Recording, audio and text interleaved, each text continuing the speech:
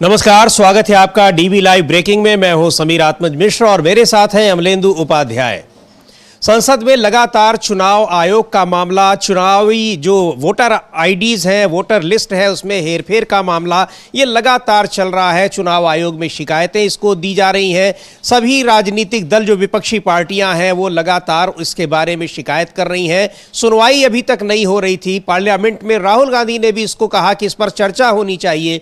वहां चर्चा की भी अनुमति अभी तक नहीं मिली है, लेकिन अब ऐसा लगता है कि चुनाव आयोग इस पर झुकने को मजबूर हुआ है। उसको ये पता है कि किस तरह से इन चीज़ों को लेकर, चुनावी प्रक्रिया में धांधली को लेकर विपक्ष ही नहीं बल्कि आम जनता में किस तरह की नाराजगी है और शिकायतें हैं। चूंकि जो बातें कही जा रही हैं संसद में तमाम नेताओं की ओर से, राहुल गांधी ने भी कहा कि ये कोई ऐसा मामला नहीं है जो बहुत एक यूनिक मामला हो। इसके ये ऐसी धांधली है जिसके बारे में आम आदमी को भी पता है, सभी को पता है।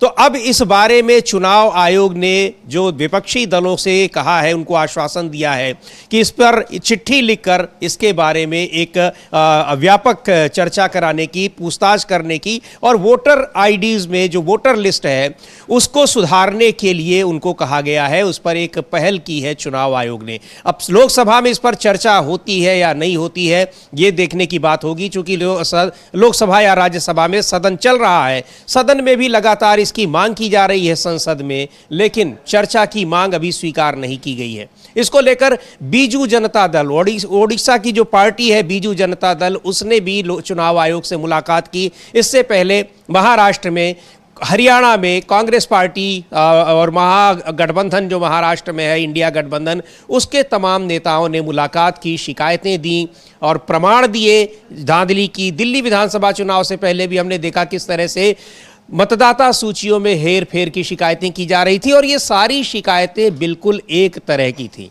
अब चुनाव आयोग ने संज्ञान लिया है। एक बार सुनते हैं, मणिक्कम टैगोर कांग्रेस पार्टी के सांसद हैं, क्या कह रहे हैं और कितनी उम्मीद है उनको कि चुनाव आयोग इस पर क्या एक्शन लेगा। वो उसमें जांच तो करेगा, जांच का आश्वासन दे रहा है, लेकिन क्या एक्शन लेगा, क्या शिकायतें हैं, अभी तक उन पर क्या एक्शन लिया गया है और राजनीतिक दलों को अब क्या उम्मीद इस पर दिखाई पड़ रही है।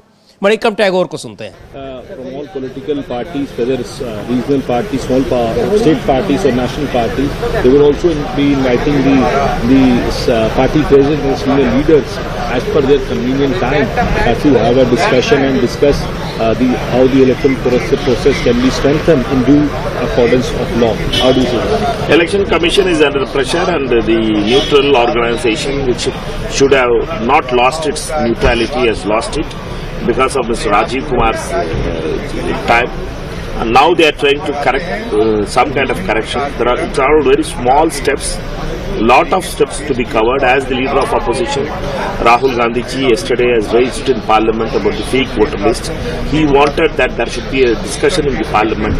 We are still demanding for a discussion in the parliament. We want all of us to strengthen the election commission, not weaken it. The BJP and the government wants to take control of the election commission, which is a neutral organization, which had stalwarts like TN Session and Lingdo, like people who have been neutral, who are not ready to come under pressure from any kind of government.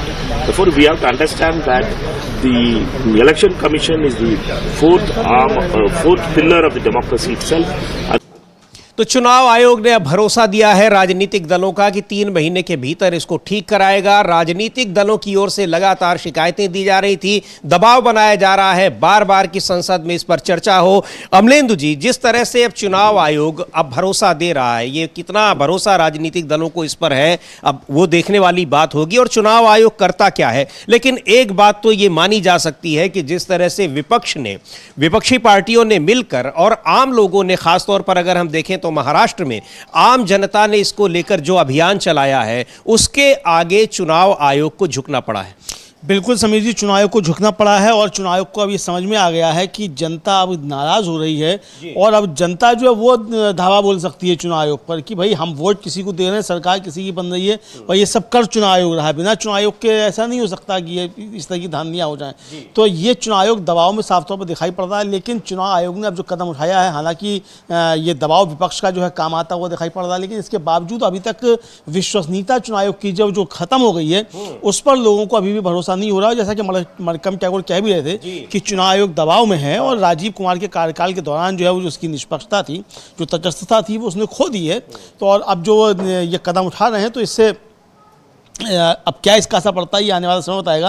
लेकिन राहुल गांधी ने जिस तरीके से मुद्दा उठाया और पूरे विपक्ष ने मुद्दा उठाया और इसके बाद ममता बनर्जी ने जब धरने की चेतावनी दी कि 24 घंटे में आप इसको स्वीकार कीजिए वरना हम धरना देंगे, तो उसके बाद फिर इनको स्वीकार करना पड़ा कि हाँ गड़बड़ियाँ हुई हैं एपिक नंबरों की और वो पहले से होती रही हैं, ऐसा अभी नहीं हुआ है। और इसके बाद फिर कहा गया कि हम इसको 3 महीने में ठीक कर लेंगे। तो उस पर कल जो है बीजू जनता दल और तृणमूल कांग्रेस के प्रतिनिधिमंडल जाकर मिले भी हैं।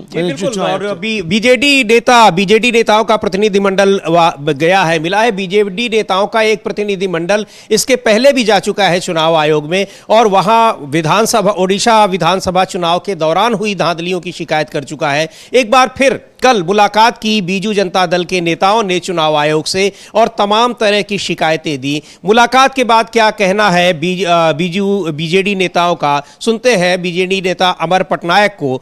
और बीजेडी नेताओं से पहले भी चाहे शिवसेना हो, कांग्रेस पार्टी हो या फिर और दूसरी पार्टियां हो, ये लगातार चुनाव आयोग के पास जाकर शिकायतें दर्ज करा रही हैं। अब तक संज्ञान नहीं लिया जा रहा था। तृणमूल कांग्रेस के नेताओं ने भी इसको लेकर चुनाव आयोग से शिकायत की और जैसा अमलेंदु जी कह रहे थे कि चेतावनी दी कि इसके लेकर हम चुनाव आयोग पर धरने पर बैठेंगे। पश्चिम बंगाल की मुख्यमंत्री ममता बनर्जी ने साफ कर दिया था। इन सारी चीजों को देखते हुए और जिस तरह से लोकसभा और राज्यसभा में इस बात का दबाव डाला जा रहा है कि इस पर चर्चा कराई जाए, चूंकि पूरे देश से जुड़ा मामला है, चुनावी प्रक्रिया से जुड़ा मामला है और ऐसा मामला है कि सबको पता है लेकिन चुनाव आयोग को ही नहीं पता है, यह विपक्ष आरोप लगा रहा है। इसको लेकर राहुल गांधी ने भी चर्चा की मांग की पिछले दिनों और अब ऐसा माना जा रहा है कि जिस तरह से चुनाव आयोग मतदाता सूचियों में गड़बड़ी को लेकर अब उसकी जांच कराने को तैयार हो रहा है, मान भी रहा है, तो अब शायद चर्चा भी करा ली जाए लोकसभा में या संसद में, इस पर भी शायद अब चर्चा हो जाए। क्योंकि जब राहुल गांधी यह मामला उठा रहे थे, अभी हम सुनवाएंगे राहुल गांधी को भी कि राहुल गांधी ने किस तरह से उस पर चर्चा की मांग की, ये बताते हुए कि सभी को पता है लेकिन चुनाव आयोग को नहीं पता है। तो ये चर्चा हो जानी चाहिए संसद में कि आखिर ये मसला है क्या और क्यों विपक्ष इसकी मांग कर रहा है। तो खैर अब इस पर बीजू जनता दल के बारे में आपको बता दें कि वो एनडीए का साथी रहा है। हालांकि पिछले कुछ समय से एनडीए से उसका नाता टूट गया है लेकिन फिर भी कई बार संसद में बीजू जनता दल की एनडीए सरकार को संकट से उबारने में काम आया है। लेकिन अब बीजू जनता दल जिस तरह से इंडिया गठबंधन के साथ दिखाई पड़ रहा है, चुनाव आयोग को लेकर वो भी उसी तरह से हमलावर है जिस तरह से इंडिया गठबंधन की दूसरी पार्टियां हैं, उसको देखते हुए यह लग रहा है कि अब विपक्ष का जो कुनबा है वो बढ़ रहा है और चुनाव आयोग ने उसको बढ़ाने में एक बड़ी भूमिका अदा की है। सुन लेते हैं बीजेडी नेता अमर पटनायक क्या कह रहे हैं चुनाव आयोग से मिलने के बाद। दूसरा था कि एक सिटीजन कमिटी मैकेनिज्म होना चाहिए जो कि ऑल्सो इलेक्शन को को मॉनिटर कर सके, खाली ऑफिसर्स के माध्यम से नहीं। तीसरी था कि कॉन्करेंट ऑडिट होना चाहिए इलेक्शन के रिजल्ट आने से पहले। और चौथा था कि वीवीपैट का जितने हैं ईवीएम का, हर ईवीएम मशीन में, हर बूथ में वीवीपैट और इलेक्शन ईवीएम मशीन का टोटल होना चाहिए। और 5 अभी खाली एक सैंपल का होता है, बहुत छोटा सा सैंपल। और 5th पॉइंट ये था कि फॉर्म 17C जो अभी तक हमारे को 8 महीना हो गया मिला नहीं है, उसके लिए एक टाइम फ्रेम 30 दिन का रखना चाहिए सप्लाई करने के लिए, जैसे कि आरटीआई एक्ट में है। रिप्लाई 17C हमारे को मिलना चाहिए, रूल्स में लिखा हुआ है। ये तो पिछले बार भी बोले थे, इस बार भी बोले, लेकिन इसका कोई अभी तक तो मिला नहीं है, 8 महीना हो गया। और दूसरी बार ऑडिट के बारे में उनका ये था, डिस्कशन हुआ, अच्छा डिस्कशन हुआ, लेकिन उनका फीलिंग ये था कि पॉलिटिकल पार्टीज जब एजेंट्स देते हैं तो उनका वो ऑडिट हो जाता है। हमारा एग्जैक्टली वही चीज कहना था कि election is not for political parties alone, they are important stakeholders, लेकिन for every matadata, every voter of this country, election is important. It is an exercise for electing a government and he should have the confidence. And therefore this election, this is an independent audit required who is completely independent from the process. तो बड़ी महत्वपूर्ण बात कह रहे हैं अमर पटनायक चुनाव आयोग से मुलाकात के बाद कि मतदाताओं की संतुष्टि बहुत जरूरी है। और अमलेंदु जी, यही बात महाराष्ट्र के मतदाता कह रहे हैं कि हम संतुष्ट नहीं हैं, हमने वोट जहां दिया वहां नहीं मिला, और इसके लिए कई गांवों में वहां पर मॉक पोल कराए जा रहे हैं। लगातार इस तरह की खबरें आ रही हैं। तो ये अब उस पर चुनाव आयोग जिस तरह से अब झुक रहा है, अपनी गलतियां वो स्वीकार कर रहा है और उनको दुरुस्त करने का आश्वासन दे रहा है, अपने आप में एक बहुत बड़ा डेवलपमेंट माना जा सकता है। हाँ, बिल्कुल बड़ा डेवलपमेंट है समीर जी ये। और जो बीजू जनता दल का प्रतिनिधिमंडल मिला कल चुनाव आयोग से, और उन्होंने 2-3 महत्वपूर्ण बातें रखी बीजू जनता दल के प्रतिनिधिमंडल ने। और जैसा कि अमर पटनायक जी ने बताया भी कि उन्होंने चुनाव प्रक्रिया की निगरानी करने के लिए नागरिक समूहों को शामिल करने के लिए एक तंत्र विकसित करने का भी आग्रह किया। यानी जो सिविल सोसाइटी है उसको भी इसमें शामिल किया जाए, इस तरीके का एक क्रॉस चेक जो है, ताकि उसका प्रक्रिया का पूरा होता रहे। और एक अच्छा सुझाव ये है कि सिविल सोसाइटी उसमें ऐसा ना केवल राजनीतिक दलों के लोग रहे, अधिकारी रहे, चुनाव आयोग के लोग रहे, उसमें सिविल सोसाइटी यानी जिनका किसी राजनीतिक दल से वास्ता ना हो, किसी राजनीतिक दल से वास्ता नहीं है, जो स्वतंत्र निष्पक्ष हो, तो वो सिविल सोसाइटीज भी इसमें शामिल है। तो ये एक अच्छी उन्होंने मांग की।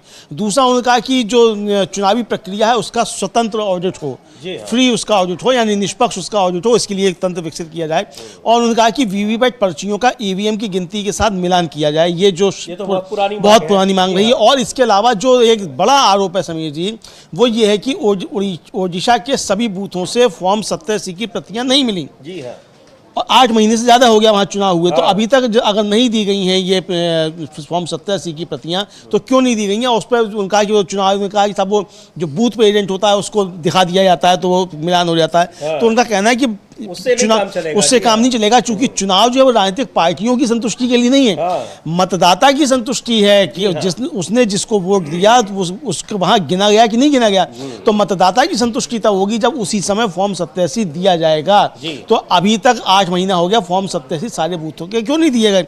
इसका मतलब कोई बड़ी धांधलियां हुई हैं। और उड़ीसा में भी जो भारतीय जनता पार्टी की सरकार बनी है वो धांधली के साथ बनी है। ये आरोप एक तरीके से बीजू जनता दल का है समीर जी। बिल्कुल, तो ये आरोप बीजू जनता दल का है। और इस तरह के आरोप हरियाणा में, महाराष्ट्र में, दिल्ली में विधानसभा चुनाव में लग चुके हैं। और वोट में फॉर्म 17C का मतलब कि जितने लोगों ने वोट डाला है, जितने वोटर थे, उनका एक तरीके से वो एक लेखा जोखा होता है जो वोट डाले गए हैं। लेकिन आरोप इससे कहीं बढ़कर है। आरोप तो यह है कि वो ऐसे मतदाता जाकर वोट डाल रहे हैं, और थोड़े बहुत नहीं बल्कि लाखों की संख्या में, जिनका नाम वोटर लिस्ट में जोड़ दिया गया है और उनका कहीं कोई एग्जिस्टेंस ही नहीं है। इस तरह के आरोप हैं। महाराष्ट्र में लगाए थे संजय राउत ने आरोप, चुनाव के पहले ही लगाए थे, और उसी तरह के आरोप दिल्ली विधानसभा चुनाव के दौरान भी लगे। तो चुनाव आयोग पर इस तरह की धांधली के आरोप लगातार लग रहे हैं, चुनावी प्रक्रिया को बुरी तरह से प्रभावित करने और भारतीय जनता पार्टी के पक्ष में काम करने के आरोप लग रहे हैं, एक राजनीतिक दल के पक्ष में काम करने के आरोप लग रहे हैं। और इसी वजह से राहुल गांधी ने भी लोकसभा में कहा कि इस पर चर्चा, व्यापक चर्चा कराई जानी चाहिए। बहुत गंभीर मुद्दा है, हर व्यक्ति जानता है, लेकिन चुनाव आयोग इससे पल्ला झाड़ने की कोशिश कर रहा है। एक लाइन में अभी तक वो जवाब देता रहा है कि कोई धांधली नहीं हुई है। जो पिछले मुख्य चुनाव आयुक्त रहे वो लंबी लंबी शिकायतों का एक लाइन में जवाब दे दिया करते थे, और वो भी शिकायत करने वालों को नहीं देते थे, वो प्रेस कॉन्फ्रेंस करके या फिर ट्विटर पर जानकारी देते थे कि कोई धांधली नहीं हुई है। सुनते हैं राहुल गांधी ने इस मुद्दे पर क्या कहा लोकसभा में, और क्यों कहा कि इस मुद्दे पर चर्चा कराने की जरूरत है संसद में। आपने सही बात बोली कि वोटर लिस्ट क्या सरकार बनाती है। मैंने नहीं बोला, नहीं, आपने बोला क्या, और आपने सही बोला कि सरकार वोटर लिस्ट नहीं बनाती है। मगर पूरे देश में वोटर लिस्ट पर सवाल उठ रहे हैं, हर स्टेट में, हर ऑपोजिशन के स्टेट में, और महाराष्ट्र में black and white voter list पे सवाल उठे हैं। तो पूरा ऑपोजिशन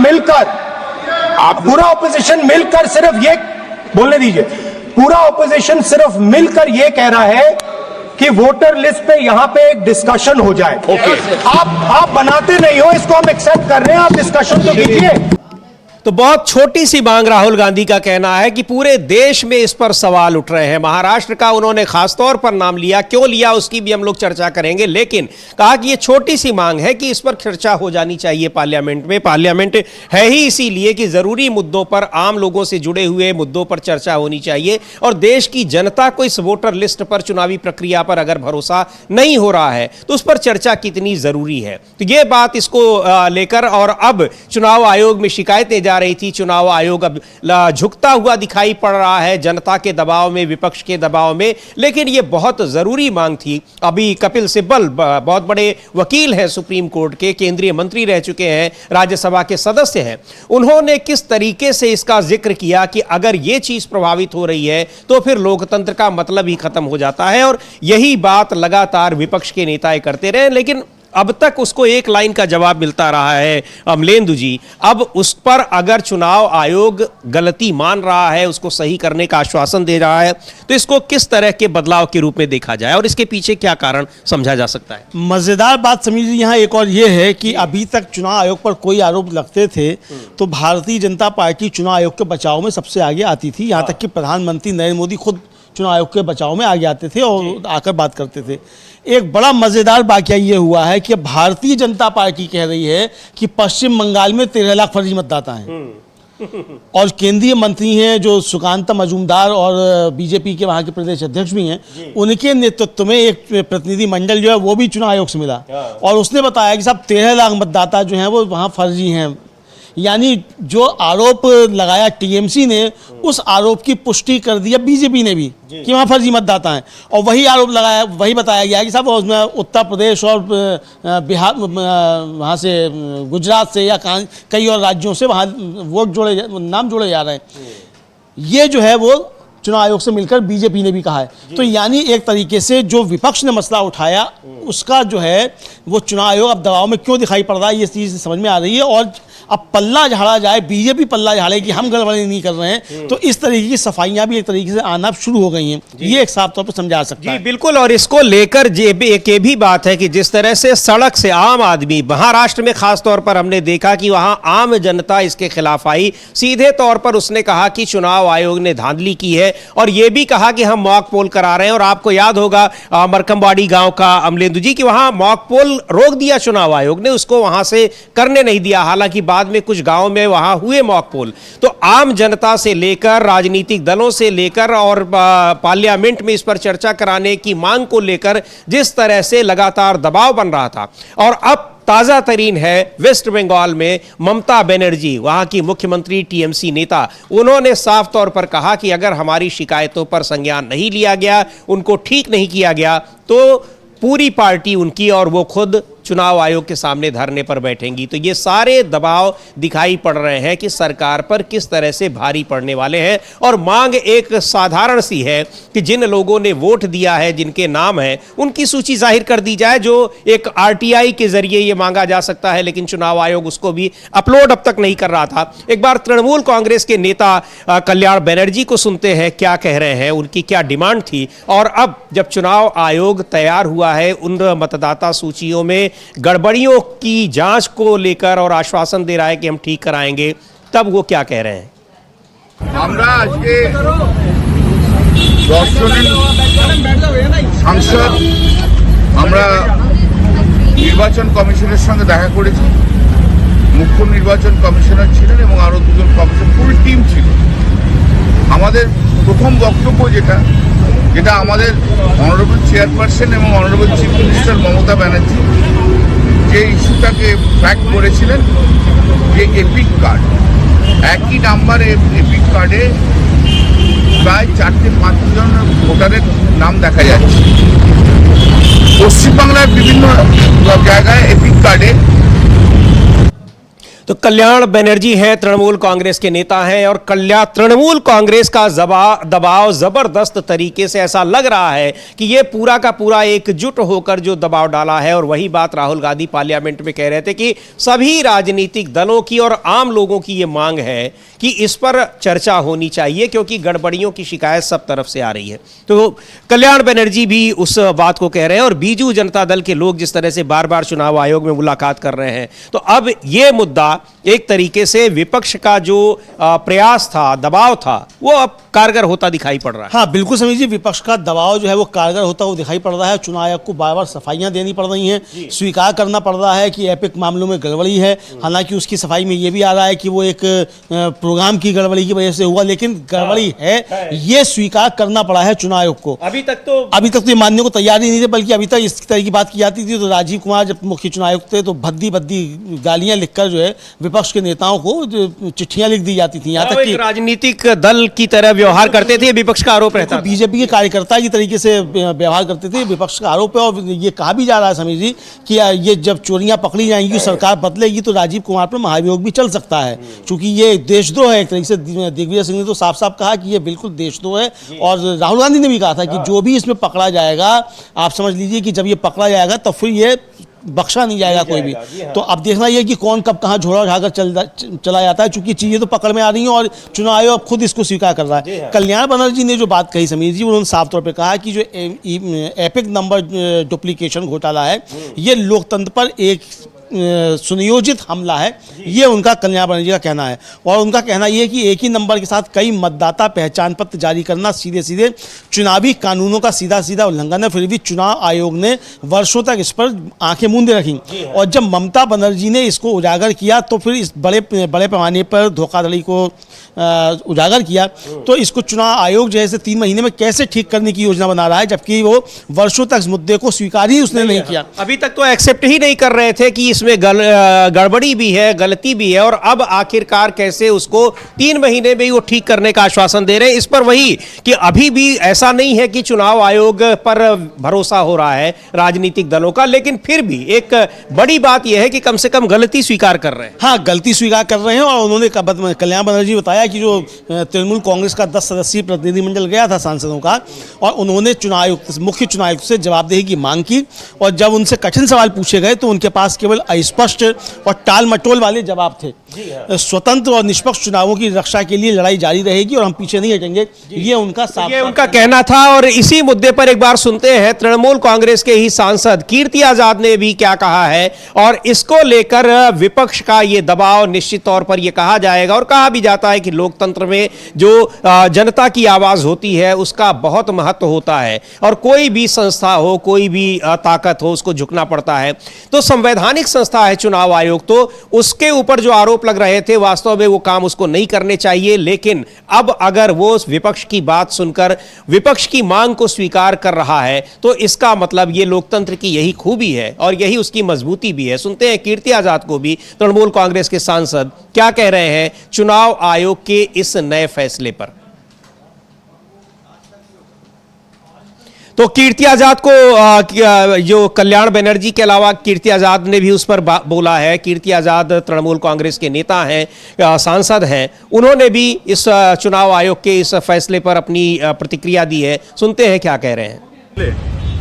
और चुनाव आयोग ने जो जवाब दिया उसको लेकर हम संतुष्ट नहीं हैं।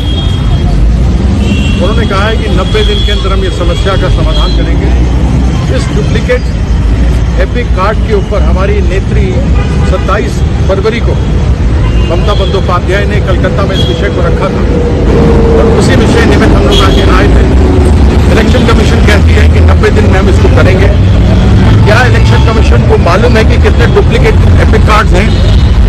तभी वह एक निर्धारित समय दे रही है। इसके ऊपर एक बहुत बड़ा प्रश्न खड़ा होता है कि एक एपिक कार्ड जो किसी दूसरे राज्य का हो, जिस प्रकार से मेरा आधार कार्ड मेरा है वो आपका नहीं हो सकता, उसी प्रकार से मेरा एपिक कार्ड के ऊपर किसी दूसरे, तीसरे, चौथे का नाम कैसे आ सकता है? वह भी एक ही राज्य के 2-3 जिले से उन नाम को कैसे आई जा रहा है? एक बात और जो मैं जोड़ना चाहूंगा कि लोकसभा और विधानसभा चुनाव के बीच में महाराष्ट्र के अंदर 40 लाख नए वोटर जोड़े गए। क्या इसकी संज्ञा इलेक्शन कमीशन को नहीं थी? ये कोई 1 लाख, 2 लाख, 10 हजार, 20 हजार की बात नहीं है। ये बात है 40 लाख वोटरों को जोड़ा गया। कैसे जोड़ा गया? तो वही हम इनसे जानना चाहते हैं इलेक्शन कमीशन से कि क्या इनको मालूम है कि कितने डुप्लीकेट एपिक कार्ड हैं, तभी इन्होंने 90 दिन दिए हैं। यह विषय एक है जो बहुत ही गंभीर है। दूसरा, हमने इनको सजेशन दिया है कि वोटर लिस्ट में जितने भी नाम काटे जा रहे हैं, जोड़े जा रहे हैं, या मॉडिफाई किए जा रहे हैं उसका अलग से वोटर रोल बना करके लोगों को बताएं, क्योंकि हमको क्या पता लगेगा क्या काटा, क्या जोड़ा, क्या मॉडिफाई किया, हमको तो पता लगेगा नहीं।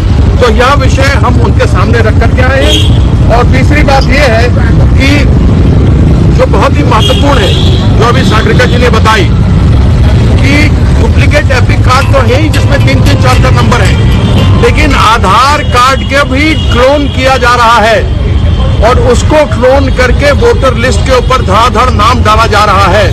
क्या यह वही खेल खेला जा रहा है जो महाराष्ट्र में 40 लाख वोटर 3 महीने में जोड़े गए? ये एक बहुत बड़ा षड्यंत्र खेला जा रहा है, जिसके ऊपर हमने आज अपनी बात को रखा था। आपके सामने पुनः सभी चीजों को हम लेकर के आएंगे। दूसरा, यह एपिक कार्ड कहते हैं, एपिक कार्ड के साथ आधार कार्ड वॉलेंटरी है, आवश्यक नहीं है। आधार के साथ क्यों न जोड़ा जाए, यह सबसे बड़ा प्रश्न पूछा जाता है। क्योंकि हमारे लिए जिस प्रकार से ड्राइविंग लाइसेंस किसी दूसरे के नाम नहीं हो सकता, आधार कार्ड मेरा है किसी और के नाम नहीं हो सकता, मेरे घर का रजिस्टर्ड मेरे नाम से होगा किसी और के नाम से नहीं हो सकता, उसी प्रकार से एपिक कार्ड, आधार कार्ड मेरा है किसी और के नाम से नहीं हो सकता। ये सब विषयों को हमने सामने रखा है। और सबसे बड़ा प्रश्न तो ये है कि सेक्शन 28 में पीपल्स रिप्रेजेंटेशन एक्ट में लिखा हुआ है एक एपिक कार्ड एक ही आदमी के पास होगा, वह उसका व्यक्तिगत होगा। फिर इलेक्शन कमीशन जवाब दे कि उसमें 3-3, 4-4 नकली नाम कैसे हैं। तो ये बड़ा सवाल यही है कि अभी तक तैयार ही नहीं हो रहा था और 3 महीने में 90 दिन के भीतर वो कैसे सारी चीजें सुधार लेगा। संतुष्ट नहीं है हम इलेक्शन कमीशन के जवाब से, कीर्ति आजाद का कहना है। और अमलेंदु जी महाराष्ट्र का मामला यही उठा रहे हैं, जो लगातार चुनाव से पहले संजय राउत कह रहे थे। और संजय राउत ने कहा भी था कि अभी ये महाराष्ट्र में वही 40 लाख वोटर हैं, उसके बाद ये दिल्ली जाएंगे, फिर इनको जाना है बिहार जाना है, पश्चिम बंगाल जाना है, और ये पूरा ट्रेवल कर रहे हैं। इनका कोई अता पता नहीं है कि ये 40 लाख कौन है। और वही सवाल पूछा जा रहा है कि क्या चुनाव आयोग की इन 40 लाख वोटरों के बारे में नहीं मालूम? बिल्कुल समीर जी, बहुत वाजिब सवाल जो है पूछा गया है और कीर्ति आजाद ने तो बहुत विस्तार से बताया कि, और ये भी बताया कि किस तरीके से क्लोनिंग की जा रही है आधार कार्डों की। और एक ही आधार कार्ड पर बन जा रहे हैं। अब कल हम लोगों ने समीर जी चर्चा की थी, वो कांग्रेस सेवा दल ने जो ट्वीट किया था जिसका कि एक ही परिवार के एक ही व्यक्ति के बनारस का मामला, प्रधानमंत्री जहाँ से चुनकर आए हैं, जहाँ से प्रधानमंत्री सांसद चुनकर आए हैं, वाराणसी जो क्योटो है मोदी जी का, उस क्योटो में एक ही व्यक्ति के 48 बच्चे और 13 जो है एक ही जन्मतिथि पर। तो ये 70 सालों में पहली बार हो रहा है मोदी जी के शासनकाल में कि एक ही व्यक्ति के 48 बच्चे और एक ही दिन में 13 बच्चे। तो ये तो रिकॉर्ड बना दिया, विश्व रिकॉर्ड, लिम्का वर्ल्ड रिकॉर्ड में जो इसका Limca book of world record उसमें इसमें आना चाहिए ये। तो ये इसको लेकर सवाल उठे, तो ये सवाल उन्होंने पूछा और कहा कि भाई आप बताइए कि चुनाव आयोग को ये बात क्यों नहीं मालूम थी। जब हमने कहा कि हम इसकी बात जांच करेंगे, हमने ये पाया है और ये महाराष्ट्र में भी हुआ है। तो इसीलिए समीर जी, जो हम लोग लगातार चर्चा कर रहे हैं कि कांग्रेस की जो मांग है कि आप 2009 से लेकर 2024 तक की मतदाता सूचियां एक्सेल शीट में दीजिए, और चुनाव आयोग इसीलिए नहीं दे रहा है चूंकि वो चोरियां पकड़ी जाएंगी जो उनमें है गड़बड़ियां। और 3 महीने का समय इसलिए मांगा गया ताकि 3 महीने में वो सूचियां अपडेट की जा सकें और वो एपिक नंबर हटाए जा सकें जो डुप्लीकेसी है। तो लेकिन ये इससे हटा भी देंगे तब भी चीजें पकड़ी जाएंगी। ऐसा तो है नहीं कि वो बाद में पकड़ में नहीं आएंगी, क्योंकि आप ये कहाँ से लाएंगे? अगर मान लीजिए आप सूची देते हैं और आपने जो बताया था कि इतने लाख मतदाता हैं, तो ये 40 लाख मतदाता इसका मतलब आप कम करेंगे जो बढ़े थे। तो 40 लाख मतदाता अगर आपकी अद्यतन सूची जो होगी उसमें कम होते हैं, तब भी चोरी पकड़ में आ जाएगी कि 40 लाख मतदाता आपने काट क्यों दिए जब आपने सूची दी। तो ये बड़ा घपला है समीर जी। और ये बिना देखिए, ठीक है, कल राहुल गांधी ने पूछा और जो अपने स्पीकर साहब थे उनका कि क्या सरकार बनाती है? सरकार नहीं बनाती है, लेकिन सरकारी कर्मचारी बनाता है। बिल्कुल, चुनाव आयोग बनवाता है। तो चुनाव आयोग बताए ये धांधली कहां से हो रही है, और यही कहा जा रहा है, यही मांग की जा रही है, और इसीलिए चर्चा होगी तो ये सारा कुछ पता चलेगा कि उसमें सरकार की भूमिका है क्या। और महाराष्ट्र की बात बार बार हो रही है, एक बार सुनते हैं महाराष्ट्र में भी शिवसेना की सांसद प्रियंका चतुर्वेदी क्या कह रही हैं। चूंकि महाराष्ट्र से ये जो 40 लाख वोटर्स का मामला है वो आया, जिसको संजय राउत ने, शिवसेना के राज्यसभा सदस्य हैं, उन्होंने कहा ये चुनाव आयोग के फ्लोटिंग वोटर्स हैं जो हर राज्य में पहुंच जाते हैं और वहां वोट डाल के आते हैं। और ये वोट कहां डालते हैं? ये भारतीय जनता पार्टी के पक्ष में वोट डालते हैं, ये उनका आरोप था। प्रियंका चतुर्वेदी को सुनते हैं क्या कह रही हैं। या फिर उनके पार्टी के सीनियर मेंबर इस सुविधानुसार यहाँ बता सकते हैं? ये अच्छी बात है कि वो सजेशन मांग रहे हैं। सजेशंस तो हम लगातार देते आए हैं और बहुत सारे प्रश्न पूछे हैं जिसके जवाब की उम्मीद उनसे अपेक्षा थी, पर वो हमें मिली नहीं है। तो बस मैं यही कहूंगी कि अगर सही मायने में पॉजिटिवली हम हमारा कंट्रीब्यूशन चाहेंगे और उस पर एक्शन लेंगे तो ये एक सक्सेसफुल इंटरैक्शन होगा। अदरवाइज सिर्फ सुन लेना, सिर्फ सजेशन ले लेना पर उस पर काम नहीं करना, वो और प्रश्न चिन्ह बार बार इलेक्शन कमीशन पे लगना, ये बार बार सामने आते ही रहेगा।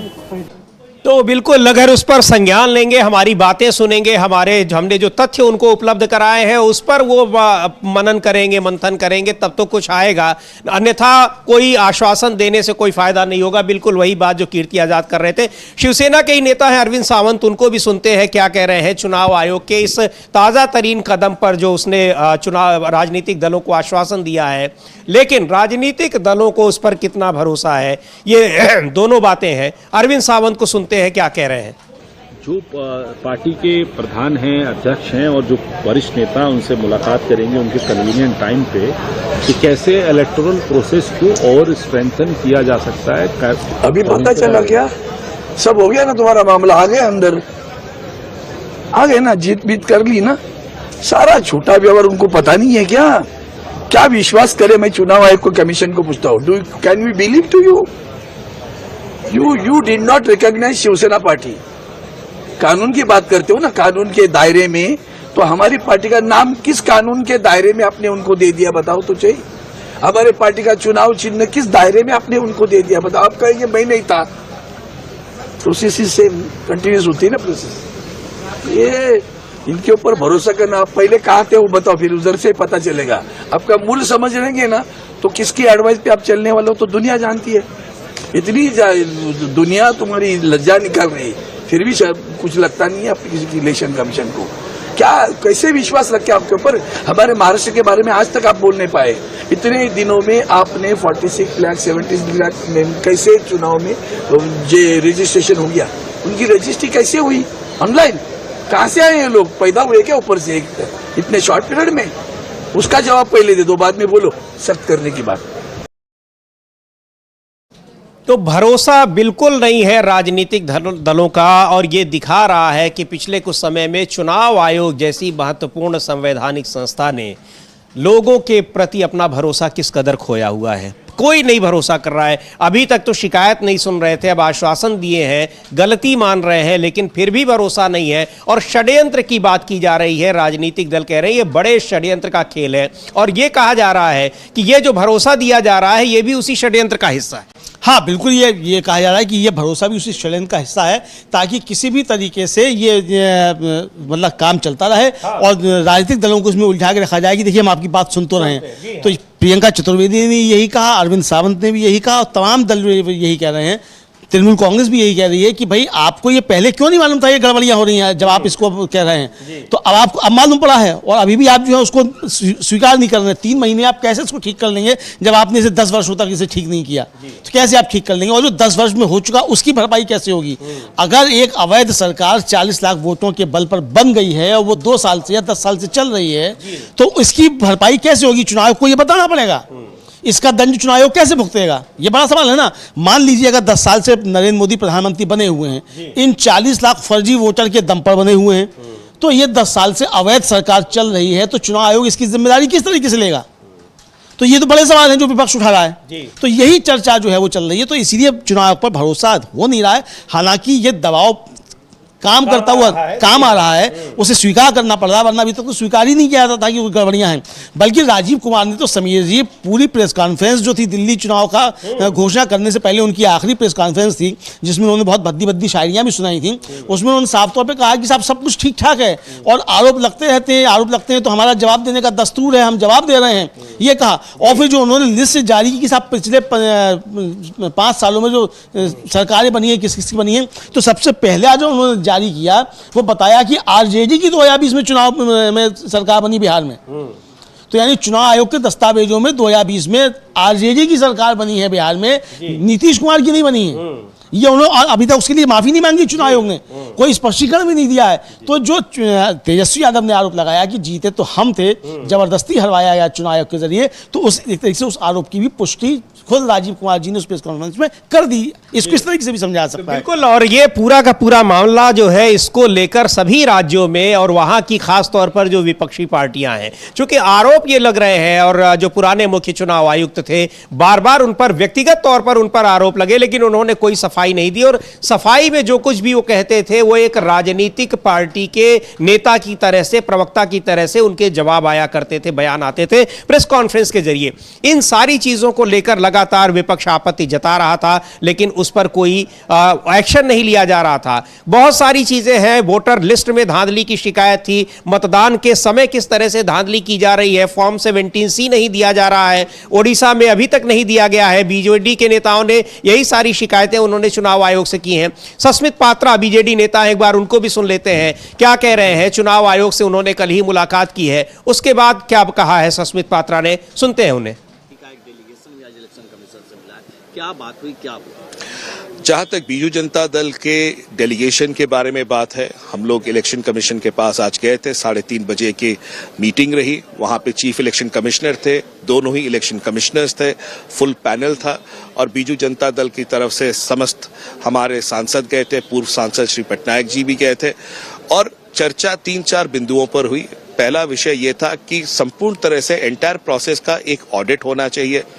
दूसरा, जब प्रोसेस चल रहा हो रियल टाइम ऑडिट होना चाहिए चुनावों के समय। तीसरा, जो वीवीपैट्स हैं, वो वीवीपैट का जो स्लिप्स आते हैं उसकी भी संपूर्ण तरह से काउंटिंग होनी चाहिए। उसके अलावा इससे 2 महीने पहले भी हम लोग गए थे, जहां पर हमने कहा था कि वोटर टर्नआउट जो होता है शाम को 5:30-6 बजे एक सर्टेन रिजल्ट दिखाता है, एक आध दिन बाद अचानक उसमें 8-10% की वृद्धि होती है। दूसरा, फॉर्म 17C में जो स्लिप्स मिलते हैं, वो स्लिप को अभी तक बीजू जनता दल ने मांगा है इलेक्शन कमीशन से, जिसमें दर्ज होता है कि ईवीएम में कितने वोट एक ईवीएम में डाले गए। उन्होंने कहा कि हम लोगों ने पोलिंग एजेंट्स को देते हैं, तो हमारा ये कहना था कि उसको सार्वजनिक करने में दिक्कत किस बात की है, क्योंकि अगर सारा चीज ट्रांसपेरेंट है तो तमाम ये सवाल थे जो हमने उनको रखे और सुझाव थे जो दिए। इलेक्शन कमीशन ने कहा है कि उस पर वो मनन करेंगे, देखेंगे और उसके बाद जो है उसका उत्तर देंगे।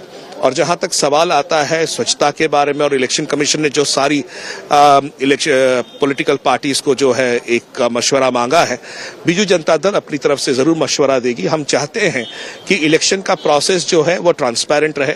आज भी संसद में, राज्यसभा में बीजू जनता दल ने वॉकआउट किया। हमने 267 नोटिसेस दिए थे, हमारे साथ तृणमूल कांग्रेस थे और विपक्षी पार्टियां थी। तो कई सारे ऐसे मुद्दे हैं जो कि इलेक्शंस और इलेक्शन ट्रांसपेरेंसी को लेके हैं। तो हमारा मंशा है कि इलेक्शन प्रोसेस जितना ट्रांसपेरेंट रहेगा उतना अच्छा रहेगा। तो यही चाहते हैं सभी राजनीतिक दल, और यही कह रहे हैं सस्मित पात्रा भी कि हम चाहते हैं कि पूरा ट्रांसपेरेंट हो ये चुनावी प्रक्रिया, और वही चुनावी प्रक्रिया ट्रांसपेरेंट नहीं हो रही है जो विपक्ष का आरोप है, जिसके लिए वो चुनाव आयोग के पास जा रहा है, संसद में चर्चा की मांग कर रहा है, लेकिन उसकी कोई बात सुनी नहीं जा रही है। ट्रांसपेरेंसी ही तो सबसे बड़ा मुद्दा है अमलेंदु जी, जिसकी बात की जा रही है, और इसीलिए चुनाव आयोग जैसी संवैधानिक संस्था के ऊपर इतने बड़े सवाल उठ रहे हैं, और उसके आश्वासन के बाद भी राजनीतिक दलों को भरोसा नहीं हो रहा है। इतना इस कदर चुनाव आयोग अपना भरोसा खो चुका है। हाँ बिल्कुल समीर जी, चुनाव आयोग बिल्कुल भरोसा खो चुका है, और कोई भी जो उसकी बात मानने को अब तैयार नहीं है कि किस तरीके से चुनाव आयोग जो भरोसा दे रहा है और काम करेगा कि नहीं करेगा। और इसको भी एक षड्यंत्र के तौर पे ही देखा जा रहा है। अब ये कहा नहीं जा सकता कि षड्यंत्र है कि नहीं है, क्योंकि दबाव इतना ज़्यादा है चुनाव आयोग पर समीर जी। अब सरकार का दबाव अपनी तरीके से बताया जाता है और विपक्ष का दबाव इस तरीके से कि आप निष्पक्ष रहिए और आप एक संवैधानिक संस्था हैं। भारतीय जनता पार्टी का कार्यकर्ता नहीं है चुनाव आयोग, ये विपक्ष का कहना है। और अभी तक जो गतिविधियां चुनाव आयोग की पिछले 10-11 वर्षों में रही हैं, वो भारतीय जनता पार्टी के कार्यकर्ता के तौर पर ही उसको विपक्ष ने देखा है, और जनता भी इसी तरीके से देख रही है समझ जी। तो ये कहा जाए जो एक संवैधानिक संस्था है उसका किस तरीके से क्षरण हुआ है और उसकी प्रतिष्ठा धूमिल हुई है, ये तो चुनाव आयोग के लोग जो हैं, ये अधिकारी, उनको समझना चाहिए, जो उसके कर्ता धर्ता है उनको समझना चाहिए। एक तो जिस तरीके से जो उनको नियुक्त करने का प्रक्रिया है, जो कानून बना, उसको लेकर लेकर बहुत ज़्यादा सवाल हैं। और अभी तो जब सुप्रीम कोर्ट में सुनवाई थी उससे पहले जिस तरीके से आनंद फानंद में नियुक्ति कर दी गई ज्ञानेश कुमार जी की मुख्य चुनाव आयुक्त के पद पर, विवेक जोशी की चुनाव आयुक्त के पद पर, और जिस दिन सुनवाई होनी थी उस दिन सुबह 9 बजे ही शपथ भी दिला दी गई, कार्यभार ग्रहण करवा दिया गया, ताकि ये जाके कहा जा सके कि साहब तो बन चुके हैं, अब 5 साल के बाद इसको देखा जाएगा मसले को, अब छोड़ो इसको, हाँ जो होना था ये कहा जा सके। तो ये मतलब सारी चीजें जो है अगर आप डॉट्स मिलाइए तो ये सब एक बड़े षड्यंत्र की तरफ इशारा करती हुई दिखाई पड़ती है। विपक्ष का ये आरोप है समीर जी। बिल्कुल ये आरोप है और इसको लेकर विपक्ष के सभी नेता एकजुट होकर चुनाव आयोग तक पहुंच रहे हैं, संसद में चर्चा की मांग कर रहे हैं। एक बार सुनते हैं तृणमूल कांग्रेस, क्योंकि तृणमूल कांग्रेस और बीजू जनता दल वो ताजा तरीन उन्होंने जो मामले उठाए और सबसे ज्यादा मुखरता के साथ दिखाई पड़ रहे हैं वो है तृणमूल कांग्रेस की नेता ममता बनर्जी। उन्होंने साफ तौर पर चेतावनी दे दी कि सीधे इसकी लड़ाई सड़क पर लड़ी जाएगी और उसकी शुरुआत ही चुनाव आयोग के दफ्तर से होगी। उसके बाद चुनाव आयोग ने कुछ नरमी जरूर दिखाई है, लेकिन किसी भी पार्टी के नेताओं को उस पर भरोसा नहीं हो रहा है। हाँ, अब संसद में अगर चर्चा की मांग स्वीकार कर ली जाती है तब जरूर इस पर बहुत सारे पॉइंट्स होंगे, बिंदु होंगे, और जो आशंकाएं हैं, जो आरोप है, वो सब खुलकर चीजें सामने आएंगी, देखा जाएगा। लेकिन चर्चा की अभी तक अनुमति नहीं मिल पाई है। सुन लेते हैं एक बार तृणमूल कांग्रेस की राज्यसभा सदस्य है सागरिका घोष, वो क्या कह रही हैं चुनाव आयोग के इस बदले रुख पर। The issue of duplicate epic cards is extremely serious. All parties have now recognized it. All opposition parties have recognized it. Ever since Bengal Chief Minister Mamata Banerjee flagged the issue, all opposition parties have now recognized that duplicate epic cards are a very serious issue and they pose a threat to electoral democracy. Today, we 10 MPs, both Rajya Sabha and Lok Sabha of the All India Trinamool Congress, met the Election Commission, the Chief Election Commissioner and the 2 other election commissioners, and we have presented a detailed 4-page memorandum giving certain main points in the memorandum. I'll give you the 3 main points which we have flagged. Now, one of the things we have flagged is, ever since we have provided solid evidence of duplicate epic cards, the Election Commission is still not telling us how many duplicate epic cards are there. What is the number of the duplicate epic cards? Because the Election Commission is saying it's going to solve the problem in 30 days, in 90 days, in 3 months. The Election Commission is saying it's going to solve the problem of duplicate epic cards. The Election Commission has accepted there are duplicate epic cards. It is saying they're going to solve the problem in 3 months. But we're asking, if you do not even know what is the number of the duplicate epic cards, how many epic cards are there, how are you going to solve this problem in 3 months? Second, we want to also say that we have given some suggestions on how electoral rolls can be cleaned up. Electoral rolls, the sanctity of electoral rolls is the basis of electoral democracy. We have given suggestions on how they can be cleaned up. We have said that if there are voters who are missing, if there are तो duplicate EPIC card का मुद्दा बेहद गंभीर है, पूरी चुनावी प्रक्रिया संदेह के घेरे में है। इस पर कड़ा कदम उठाया जाना चाहिए, इसकी जांच की जानी चाहिए और इसको अपडेट किया जाना चाहिए। और सबसे बड़ी बात यह कि जनता को यह बताया जाना चाहिए कि किस तरह से चुनावी प्रक्रिया में शिकायतें आ रही थीं और वो वास्तव में उनमें वो गड़बड़ियां साफ तौर पर दिखाई पड़ रही हैं।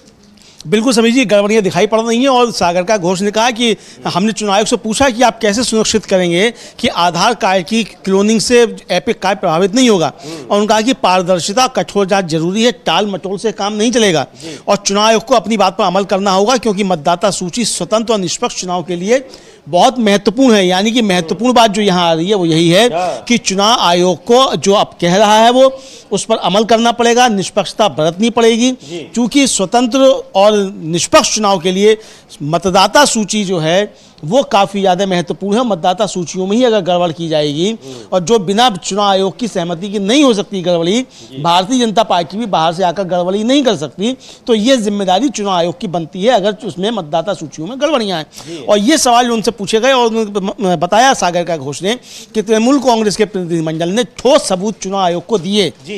अभी तक तो ये कहा जाता था राजीव कुमार उत्तर हमारे पास कोई सबूत ही नहीं है, कोई शिकायत ही नहीं आई है, ये कह दिया। लेकिन दिए महाराष्ट्र में भी दिए गए थे, हरियाणा में दिए गए, हरियाणा में भी दिए गए। सुप्रीम कोर्ट में चुनाव ने कहा कि हमको कोई शिकायत नहीं आई।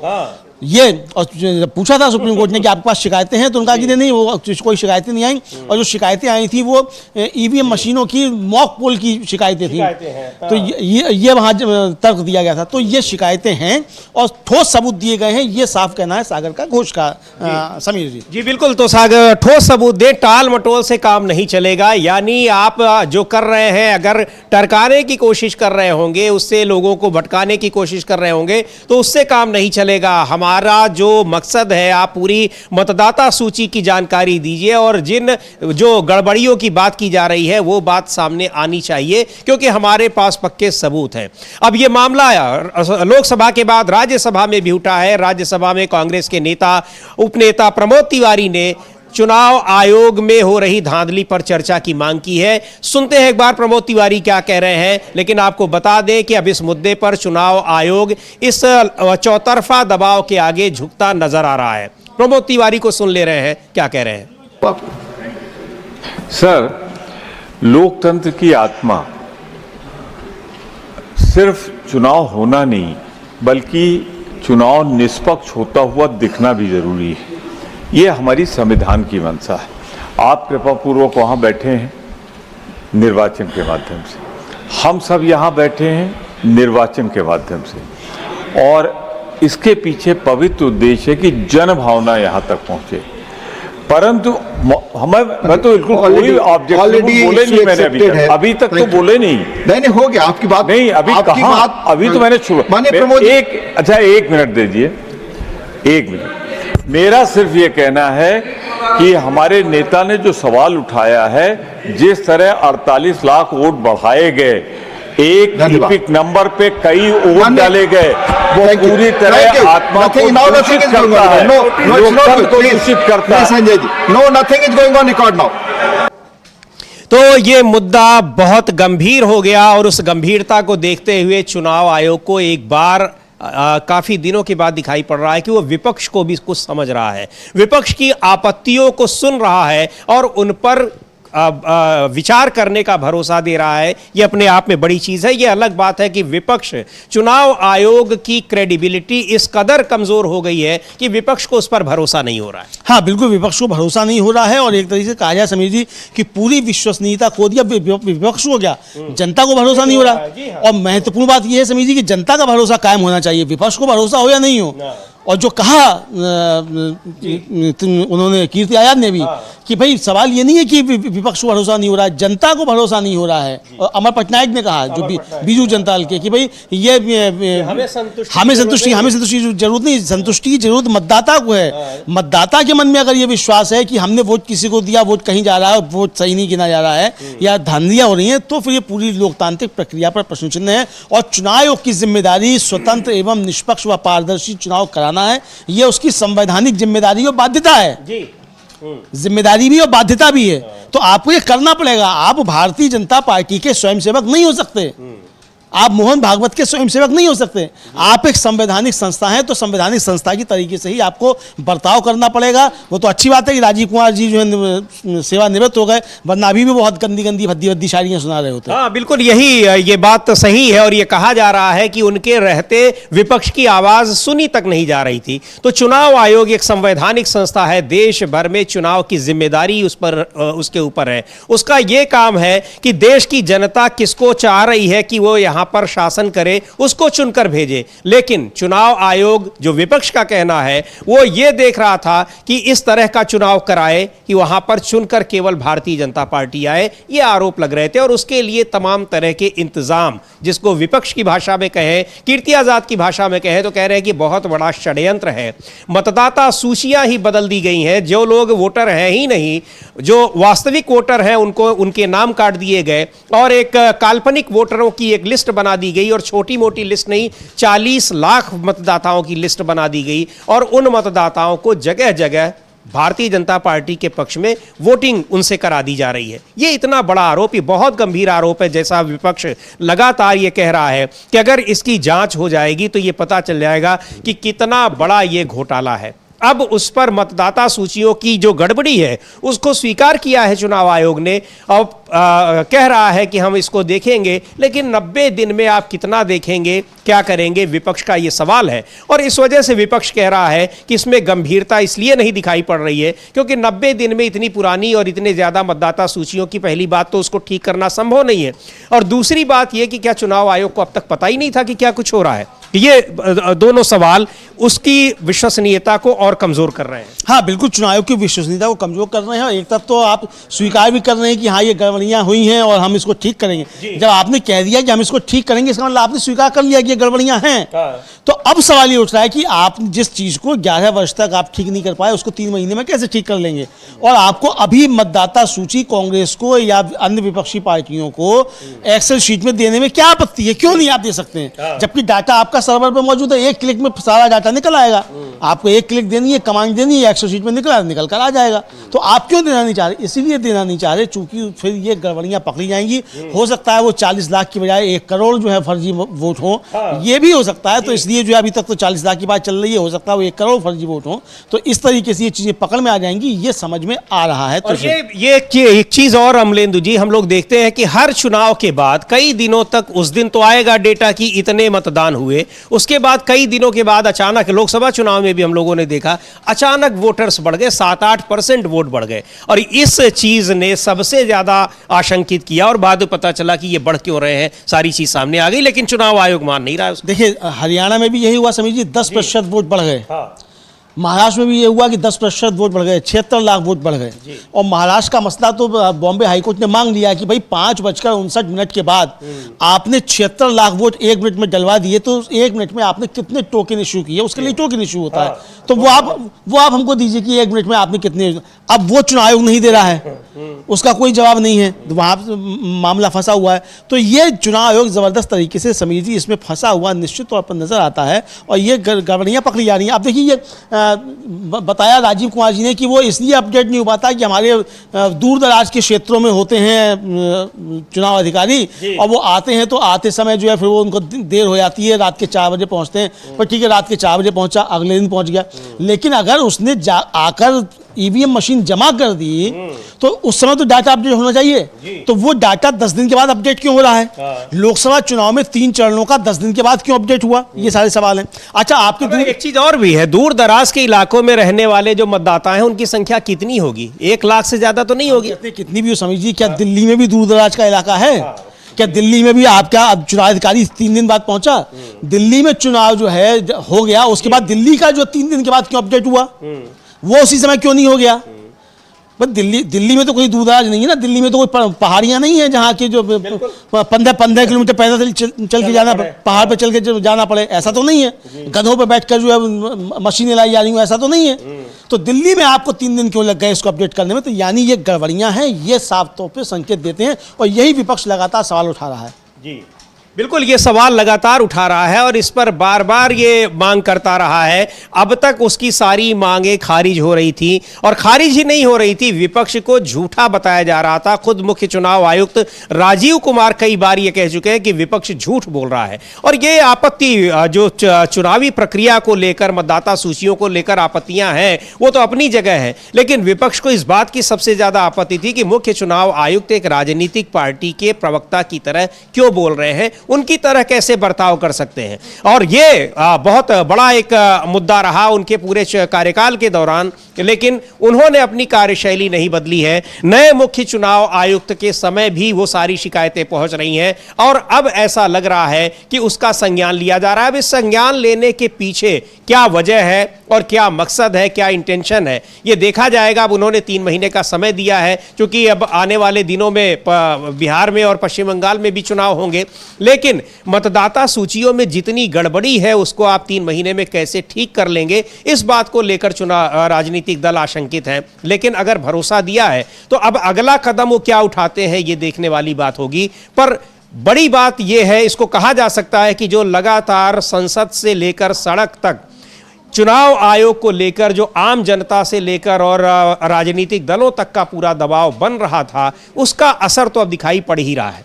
बिल्कुल समझिए उसका असर दिखाई पड़ रहा है और ये असर अब काम करता हुआ दिखाई पड़ रहा है। चुनाव आयोग को देखिए, एक तो पहले मीटिंग बुलानी पड़ी उसे अपने जिला स्तर तक के अधिकारियों की, और मुख्य चुनाव आयुक्त ज्ञानेश कुमार जी ने साफ निर्देश दिए कि आप जिला स्तर पर भी राजनीतिक दलों से संपर्क कीजिए और उनकी समस्याएं हैं, शिकायतें हैं, उनका वहीं आप निस्तारण कीजिए। ये साफ निर्देश देना पड़ा और इसके बाद अब ये लिखना पड़ा कि भाई आप लोग सुझाव दीजिए कि किस तरीके से प्रक्रिया को स्वतंत्र पारदर्शी बनाया जा सकता है। तो ये मुलाकात भी अब राजनीतिक दलों से कर रहे हैं, वरना तो समीर जी इंडिया गठबंधन चिट्ठियां लिख के और समय मांगता रह गया। राजीव कुमार के कार्यकाल में 10 महीने तक समय ही नहीं दिया गया और 10 महीने के बाद समय ना देकर एक भद्दी सी चिट्ठी जो वो लिख दी गई, ये आया। तो अब कम से कम ज्ञानेश कुमार जी के मुख्य चुनाव आयुक्त बनने के बाद कुछ चीजें सुधरती हुई दिखाई पड़ रही हैं। हो सकता है ये विपक्ष का दबाव काम करता हुआ नजर आ रहा है, ये समझ में आ रहा है कि चीजें बढ़ेंगी और चुनाव आयोग पर हमले विपक्ष के और बढ़ सकते हैं, और ये हमले बढ़ते हैं तो पूरी लोकतांत्रिक प्रक्रिया से जनता का विश्वास डगमगा जाएगा,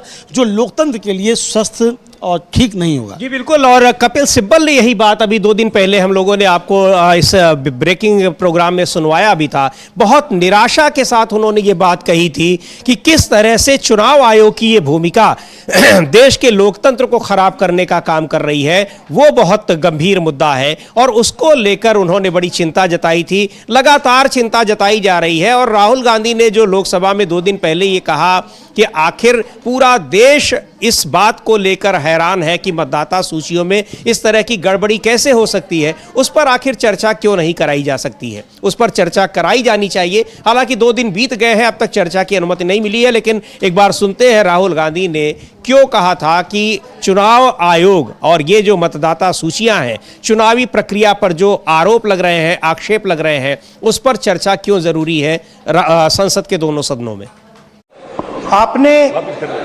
आपने सही बात बोली कि वोटर लिस्ट क्या सरकार बनाती है। मैंने नहीं बोला, नहीं, आपने बोला क्या, और आपने सही बोला कि सरकार वोटर लिस्ट नहीं बनाती है। मगर पूरे देश में वोटर लिस्ट पर सवाल उठ रहे हैं। हर स्टेट में, हर ऑपोजिशन के स्टेट में और महाराष्ट्र में black and white voter list पे सवाल उठे हैं। तो पूरा ऑपोजिशन मिलकर सिर्फ ये बोलने दीजिए, पूरा ऑपोजिशन सिर्फ मिलकर ये कह रहा है कि वोटर लिस्ट पे यहां पे एक डिस्कशन हो जाए। आप बनाते नहीं हो, इसको हम एक्सेप्ट कर रहे हैं, आप डिस्कशन तो कीजिए। वोटर लिस्ट पर एक डिस्कशन हो जाए, जिसको लेकर ये इतने बड़े सवाल उठ रहे हैं कि लाखों वोटर्स चुनाव आयोग ने बना दिए, कैसे बना दिए, कहां बना दिए, उनका अता पता नहीं है। और उस तरह की सूचियां लगातार तमाम जगहों से आ रही हैं। राहुल गांधी ने ही एक बार जिक्र किया था कि सूरत में एक बिल्डिंग में वहां रहने वाले, वहां 7,000 वोट शिरडी में वहां पर 7,000 वोटर बन गए। अमलेंदु जी कार्यक्रम की शुरुआत में अभी जिक्र कर ही रहे थे कि बनारस में किस तरीके से एक ही व्यक्ति के 48 बच्चे, एक ही व्यक्ति के 48 बच्चे, उनमें 13 एक ही डेट को पैदा हो गए। 48 वोटर कहिए उनको, 48 वोटर और 13 उनमें से जो है एक ही डेट को पैदा हुए हैं। तो यानी ये तो दुनिया में रिकॉर्ड बन गया। तो इस तरह की मतदाता सूचियों में धांधली हुई है, गड़बड़ी हुई है और उन्हीं की जानकारी मांगी जा रही है, लेकिन नहीं उस पर कोई बात हो रही है। बहरहाल इस एक बड़ा मुद्दा इस समय और सरकार के लिए एक बड़ी चुनौती बना हुआ है वक्फ संशोधन विधेयक का मुद्दा, जिसको सरकार पास कराना चाहती है, लेकिन उसको लेकर जो सहमति है, यानी सरकार एनडीए सरकार के भीतर भी, उसके सहयोगी दलों में भी उसको लेकर सहमति नहीं बन पा रही है। मुस्लिम पर्सनल लॉ बोर्ड ने कहा है कि हम इसका विरोध करेंगे अगर ये बिल आता है, पास हो जाता है।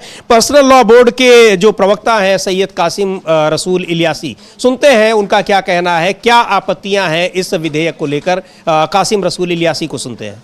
देखिए, हमारा मानना ये है कि हमने जितनी बातें रखी है पब्लिक डोमेन में, हुकूमत के सामने, जेपीसी के सामने, अपोजिशन पार्टी के सामने और रूलिंग पार्टी के सामने भी, हम समझते हैं कि गुड सेंस विल प्रिवेल। हुकूमत समझेगी और ये संशोधन वापस लिया जाएगा। लेकिन अगर ये संशोधन भी वापस नहीं लिया जाता है और ये पारित हो जाता है, मंजूर हो जाता है पार्लियामेंट में, तो फिर हम इसके खिलाफ देशव्यापी अभियान छेड़ेंगे। हमारे टाइप का अभियान होगा, हम पर्सनल लॉ बोर्ड तय करेगा उसकी रणनीति पूरा डेमोक्रेटिक तरीके से होगा, कॉन्स्टिट्यूशनल फ्रेमवर्क में होगा, पीसफुल होगा। तो इसको वक्फ संशोधन विधेयक एक बड़ा मुद्दा बना हुआ है और सरकार के लिए बड़ी चुनौती बना है कि वो पास करा पाएंगे कि नहीं करा पाएंगे। लोकसभा में भी चुनौती है, राज्यसभा में तो है ही। लोकसभा में चुनौती ये है कि जो सहयोगी दल है, एनडीए गठबंधन के घटक दल हैं, खासतौर पर जेडीयू और तेलुगु देशम पार्टी, वो इस पर सरकार के साथ नहीं दिखाई पड़ रही हैं। शिया धर्मगुरु मौलाना सैयद कल्बे जव्वाद ने भी इस पर प्रतिक्रिया दी है और सवाल उठाए हैं वक्फ संशोधन विधेयक पर। सुन लेते हैं क्या कह रहे हैं मौलाना कल्बे जव्वाद। गलतफहमी फैलाई जाती है, फैलाया जाता है कि ये प्रॉपर्टी वक्फ बोर्ड की है। गलत है, झूठ है। प्रॉपर्टी जो है वो पब्लिक की है। वक्फ की जितनी प्रॉपर्टीज है वो पब्लिक प्रॉपर्टीज है और पब्लिक ने दान दी है नेक कामों के लिए, अच्छे कामों के लिए, गरीबों के लिए, इसके अलावा धार्मिक कामों के लिए उसको दान दी है। लिहाजा ये सबसे बड़ा बात झूठ है। वक्फ बोर्ड सिर्फ चौकीदार है, मालिक नहीं है। जिस तरह से हिंदुस्तान की हुकूमत जो है वो हिंदुस्तान की चौकीदार है, मालिक नहीं है। ये नहीं कि आप कश्मीर बेच डालें किसी के हाथ, ये कश्मीर का कब्जा किसी और को दे दें। आप क्या मालिक है? आप कश्मीर का कब्जा दे रहे हैं पाकिस्तान को? दे सकता है? नहीं दे सकता है, क्योंकि वहां हिफाजत करने वाले, उसी तरह से बोर्ड भी हिफाजत करने वाला है, मालिक नहीं। दूसरी चीज हमने ये कही, झूठ बोला जाता है था गरीबों की हम मदद करेंगे। कई बड़े बड़े वक्फ लखनऊ में डीएम के अंडर में है। डीएम एक पैसा भी गरीबों को नहीं दिया जाता उसे, सब डीएम अफसरान सब खा जाते हैं उसको। तो हम कैसे मान लें कि आगे भी गरीबों के लिए काम होगा? दूसरी चीज ये है कि आप वक्फ के लिए कह रहे हैं कि गरीबों के लिए इससे मदद होगी, तो उसको हमने कहा कि मंदिरों में 5 लाख से ऊपर मंदिर हैं, उसमें तकरीबन कई हजार टन सोना और चांदी है। कई हजार टन सोना और चांदी, वो आखिर क्यों नहीं गरीबों में बांटा जाता? वो इतना सोना है इन मंदिरों में इतना सोना है कि एक मंदिर से 400 किलो सोना चोरी हुआ था।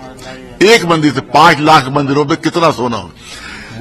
अगर ये गरीबों में बांटा जाए, निर्धन में बांटा जाए, तो हिंदुस्तान का हर निर्धन हिंदू, मुसलमान नहीं, हर निर्धन हिंदू धनवान हो जाएगा। इतना सोना उसमें, वो क्यों नहीं बांट रहे हो गरीबों के लिए?